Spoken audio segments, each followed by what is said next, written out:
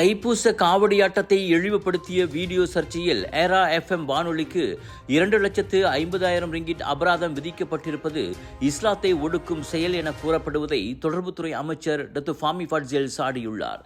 இதேபோல் இஸ்லாம் அவமதிக்கப்பட்ட சம்பவத்தில் குறைவான அபராதமே விதிக்கப்பட்டது. ஆக இதில் அரசாங்கம் பாரபட்சமாக நடந்து கொள்வதாகவும் அதன் வழி இஸ்லாத்தை ஒடுக்குவதாகவும் சிலர் கூறி வருகின்றனர். அதனை திட்டவட்டமாக மறுத்த ஃபாமி அக்குற்றச்சாட்டு தீய நோக்கத்துடன் உண்மையை திசை திருப்பும் முயற்சி என்றார்.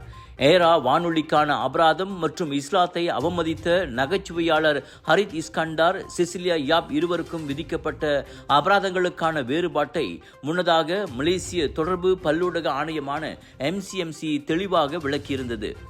ஏரா மீதான கடுமையான அபராத தொகை பிப்ரவரி 11 அமலுக்கு வந்த 1998 ஆண்டு தொடர்பு பல்லூடக சட்ட திருத்தத்தை அடிப்படையாக கொண்டது. ஆனால் ஹரித் இஸ்கண்டார், செசிலியா இருவருக்கும் தலா 10,000 ரிங்கிட் மட்டுமே அபராதமாக விதிக்கப்பட்டதானது சட்ட திருத்தம் அமலுக்கு வருவதற்கு முன்பு என MCMC சுட்டிக்காட்டியது.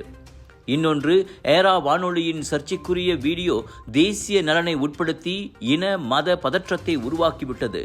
அதோடு தனிநபராக பார்க்காமல் நல்ல வருமானம் ஈட்டும் நிறுவனம் என்பதன் அடிப்படையிலேயே அந்த 2,50,000 ரிங்கிட் அபராதம் விதிக்கப்பட்டதாக அது விளக்கியது.